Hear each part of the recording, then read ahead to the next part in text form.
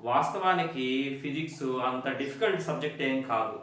మనం ఒక సినిమా చూసేటప్పుడు ఎంత థ్రిల్లింగ్‌గా ఫీల్ అవుతామో, ఒక గేమ్ ఆడేటప్పుడు ఎంత ఇంట్రెస్టింగ్‌గా ఆడతామో, అలానే ఫిజిక్స్ కూడా చాలా ఇంట్రెస్టింగ్ సబ్జెక్ట్. నా వరకు నేనైతే ఒక సినిమా చూస్తే ఎలా థ్రిల్ అవుతారో నేను కూడా అలానే ఫీల్ అవుతా. కాకపోతే గేమ్ ఆడేటప్పుడు మనకు గేమ్ వచ్చి ఉండాలి. రాలేదనుకోండి మనం కూడా డిఫికల్ట్‌గా ఫీల్ అవుతాం. సినిమా చూసేటప్పుడు సినిమా అర్థం కావాలి.